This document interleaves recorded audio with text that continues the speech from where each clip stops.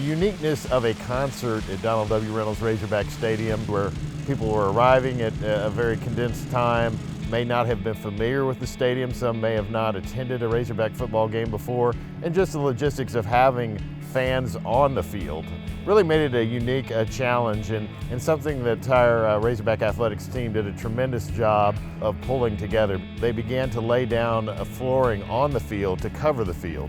It looked like a giant jigsaw puzzle going in. Crews arrived, worked around the clock to put the flooring down, and then the Garth Brooks production team came in and started to assemble the stage. But that's something usually preparation is around the stadium with concessions, restrooms, all of that played into it as well. But when you add into the element of a stage, we're hosting nearly 8,000 people actually sitting on the field itself. That was something added to what we would normally do during a football game. But I know at the very end, all of that collaboration paid off because it was a wonderful concert. Immediately, our landmark usher team as well as Garth Brooks' production team began breaking down first the chairs that were on the field, and those were up pretty quickly within about an hour, hour and a half of the final song. And then ultimately, the flooring that was covering the field, to remove it, and us returning and getting the field ready for Top Golf, which we'll have in next week.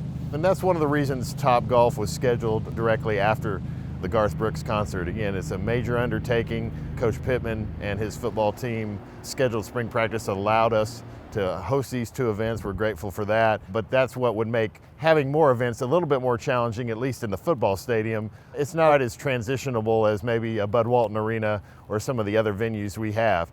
That being said, with the great success that we had, if an opportunity presents itself to host something of that magnitude, certainly it's something we would look forward to in the future. We do have a backup football field growing outside of Memphis where we grew the original field for a situation like that. We'll make an assessment on whether that's going to be necessary. At this point, it's too early to tell the potential damage to the field. We took that into account. It's one of the reasons it's not something we could do on a regular basis.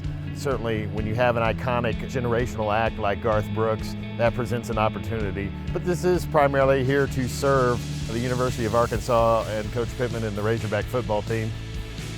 One of the things that people may not realize is this was something that took nearly 3 years in the making, and that included a lot of discussions, a lot of seeing if our venue would fit what they needed. And our primary purpose here is to support our athletic teams, our student athletes, our coaches.